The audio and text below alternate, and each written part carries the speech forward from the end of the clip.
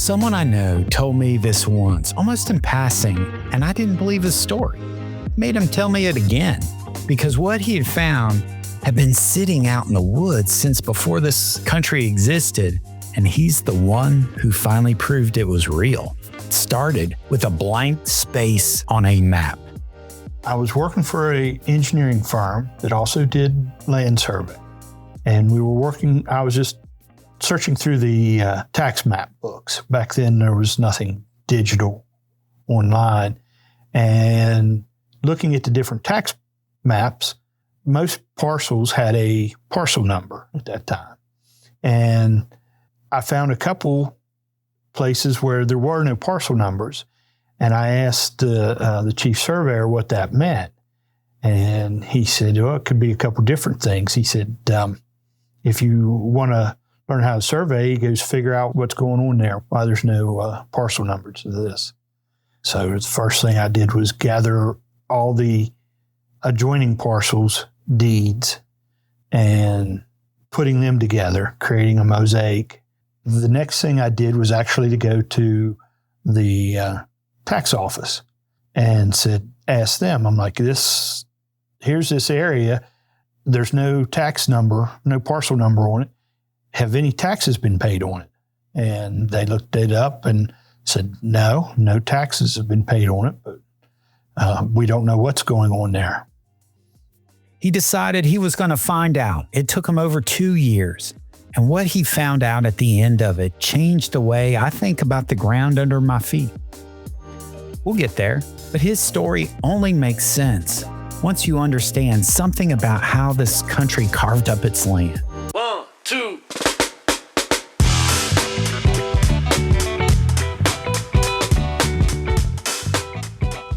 Welcome to The Outfall, a podcast about the people behind the infrastructure we walk right past and the hidden stories built into it. I'm Robert, so here's what hooked me about this episode. We assume the map is finished, that every inch of this country has been measured, numbered, taxed, accounted for, whatever. Especially now, when the phone in your pocket can drop that little blue dot on you within a few feet. But the map has gaps in it. Not metaphorical gaps or bureaucratic ones. Actual physical places where the survey lines don't meet. Where the old descriptions don't close. To see how that's even possible, you have to go back to how this part of the country got measured in the first place. Out west, much of the land was cut into a grid before most people ever lived on it. Clean squares, numbered sections, lines drawn with confidence of a ruler. But the original 13 colonies were already settled by the time anyone thought to do that. So back east, they kept the older method the colonists had carried over from England. Meets and bounds. The bounds are the landmarks. The oak, that boulder, that bend in the creek. The meets are the steps between them. So many paces in one direction, so many degrees off north. A deed written this way doesn't read like a coordinate. It reads like directions to something buried. Begin at the white oak, run northeast to the ash, turn at the pile of stones, and it works. Right up until the oak falls, the creek wanders, and the stones vanish under 2 centuries of leaves. The land never moves. But the paper that's supposed to find it slowly stops matching the ground. Today, 2 people join us. The first has spent decades surveying, and what he's watched change in that time surprised me. Then we come back to the man you just heard, chasing a missing number on a tax map. Where his story goes is worth the wait. This is The Outfall. Jody has been surveying for almost 40 years. He started in 1985, and the first thing to understand about him is that he didn't start in the woods. He started at the desk. I started at a mom and pop shop, a little bit bigger than that here in Columbia in 1985 as a draftsman. And when I say draftsman, truly a draftsman, we had drafting boards and drafting machines and pens and drawing on vellum. And my direct supervisor left there and came to Hussey Gay and asked me if I would like to join him and run a survey crew. And being young and dumb, and yeah, that sounds great. I love being outside. So, and it just clicked. And the more I did it, the more I enjoyed it. And I think I like being outside. In this current role, or for the past 25 years, I very seldom get to go in the field unless it's just something that I need to put my eyes on. But the history of it intrigues me, retracing boundaries from 50, 60, 100 years ago. It's just cool. I tell people, wasn't sure for a long time what I was put on earth for, but it clearly, I think, was to be a surveyor and be married to my wife. I approach each project, especially when it comes to boundary surveying, as a puzzle almost. So we start out identifying the record deeds and plats, and then most of the time we'll trace that chain of title back at least 2 conveyances just to make sure we've got all our bases covered. Jody shared a lot with us when we talked, but 2 stories stayed with me. The first is from Camden, a couple 100 acres that hadn't changed hands in 50 or 60 years, and the only thing Jody had to work with was a plat dated 1895. All the surrounding properties were no plats. It was just a deed, and it was bounded on the north by Jones, on the south by Smith. And so we were struggling with this thing. And I remember I had the crew down there one Friday afternoon, and I had the plat called for a loblolly pine tree. And so I had calculated, using aerial photography of a creek and a lake. And I told them when I sent them down there that morning, I said, this is a wing and a prayer. Let's go see if we can find it. So about 2:00 that afternoon, the crew chief called me and he said, we got a pine tree back here. And I said, a pine tree or a stump? Because I'm thinking the tree's long gone, And he said, no, it's a pine tree.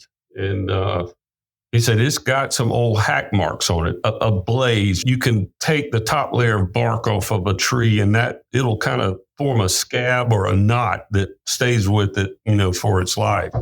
So he sent me some pictures and I said, there's no way this is that tree from 1895 or whatever. So I hopped on Google and said, how long do loblolly pines live in South Carolina? And how big do they get? And because he told me the tree was only like 18 inches in diameter. Turns out they don't grow that big and they can live in excess of 150 years. So we were reasonably, the calculated point I gave them on where the tree was actually located was within like 20 feet and with all the old blaze marks. But that was one of the coolest monuments that we recovered. I thought maybe one of 2 things, that we would find a stump or a hole or something, or that maybe there had been a more recent survey done and the plat wasn't recorded and maybe somebody had put in a pipe or an axle or something. But to find that tree was pretty cool. And that's when as a surveyor, for me, I'm like, yeah, we did a good job, but it makes me take a step back and look and think, I don't really know how to express it, but it almost made me feel small in the grand scheme of things to find that 100-year-old tree there and know that maybe the last surveyor to actually find it was the guy that did the original survey in the 1800s. The second one is good. A friend of his had bought 60-something acres out in Gilbert outside of Columbia and asked Jody to help him find some corners. The plat was from the late 60s and one of the lines crossed a creek at a marker Jody didn't like the sound of. A lighter knot. A dense, resin-soaked heart of an old pine stump. The kind of thing you'd expect a creek to have carried off decades ago. So, of course, the plat did not close. And when I say close, when you take the angles and the distances or the bearings and distances and start at one point. When you come around, you should wind back up at the same point. Well, this one missed closing by like 160 or 170 feet. So we were kind of struggling. That line that intersected the creek, all it said, it had a distance with chains, which is 66 feet equals a chains. And that was the old historic way they noted distances on plats. But so we found remnants of an old barbed wire fence, which it called for, and we followed that thing, but we went the distance and there was no creek. It was just a depression, kind of a low-lying area. And it had been dry for, several weeks. So I told him, I said, let's just stop. And, one day when we get a couple inches of rain, I'll run back out here and we'll kind of see where the water's flowing to see if we can determine where this stream or creek was that was here in the 60s. So sure enough, a couple weeks later, we get 2 or 3 inches of rain. I go out there one Saturday with him and we're down in this thing with waders. There's water everywhere, but we can see the water's moving in a certain direction. And we follow it to where we intersect that projected old barbed wire fence line. And lo and behold, sticking up out of the water is a lighter knot that's about 2.5 or 3 feet tall. So it was the coolest thing. I took a picture of it. My wife got it framed for me and I got it here in my office. I asked Jody whether surveying with all the modern tools had made it easier. There's been times that we've had young guys here come back and say, I couldn't find any property corners, and I send a more seasoned guy out and they find everything. So I think the art of surveying, the old school art of surveying is being lost because now our guys basically have handheld Windows operated computers in the field and GPS that they crank up and it says, okay, go northeast 47 feet. So the art of being able to read, hey, there's an old hack mark on a tree, or hey, that's an old fence line, and maybe that's the property line. That's being lost. And that's where I said earlier, you got these guys out there and they're not doing it intentionally. I think they're doing the best they can, but they're looking for a pine tree. They don't find it. So you're using these plats from 50 or 60 years ago that may not close 10 or 15 feet and trying to retrace boundaries and setting new corners. And then the next guy comes back and does find that old monument. That's when these gaps and overlaps are being created. And this lost art of surveying is exactly the skill the man with the missing parcel number was going to need. Not just to follow a map, but to read the land when the map ran out. When we left him, the county had handed him a non-answer. No taxes, no parcel number, and nobody who could say why. To get any further, he had to go backward, past the tax maps, past the modern deeds, all the way to the survey that drew the first lines. And that survey was old. The military lots were laid out in the 1750s, and somehow the original notes had survived.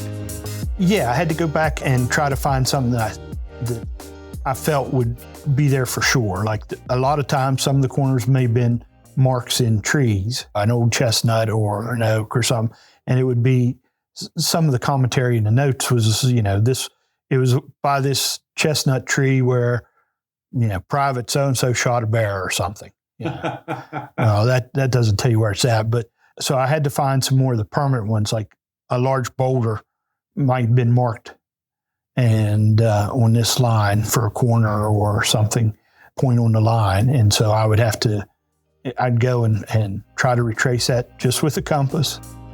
This was weekends and evenings for the better part of 2 years, walking back to where he'd left off, setting a compass, pacing lines, and investigating. I was not doubting myself. I was surprised at the evidence I was developing and saying, this exists. I was a little pinching myself to think it was true, or did I screw up? And as I was able to recover more corners, I was becoming more and more convinced. So it wasn't doubt, it was disbelief. That type of surveying, you're retracing the old surveyors. So nowadays you go out with an instrument and shoot it with the laser, and you're down to the hundredths of a foot. Here I was pacing initially, and then coming to areas and looking, and then I just would pace to the distance I needed to, and then start doing a circular radius around, getting bigger and bigger, looking for signs. And there's years of leaves and branches that fell off. And basically, I really tripped over some rocks where I thought someone had made a campfire circle. And I started moving the leaves from them and found that there was a rock in the middle. And looking for the planted stone, it didn't occur to me that there might be rocks around it. I was just looking for like a bigger stone planted. And when I dug all the leaves out, I started digging down, because the center rock that was planted, I'm shaking it to make sure, was this planted or was it just sticking up or something? And so I dug it down until I could actually loosen it and wiggle it around. And once I cleared it off and got down I'd say about 18, 20 inches, I could tell that there was something carved on one side. And so I pulled it up out, and here the A was there that was called for on one of the notes. Can you imagine that? A carved mark in a stone, right where the old notes said it should be. No one had laid eyes on it since the 1750s. He put it all on a graph paper, got an attorney, and went to the state. 4 months later, they agreed. It's almost 84 acres. 84 acres. Yep. Is that big? That's big enough. For a vacant land, that seems humongous to me. It is. The archivist had told me that they usually would get around one a year, a vacancy someone would file and find.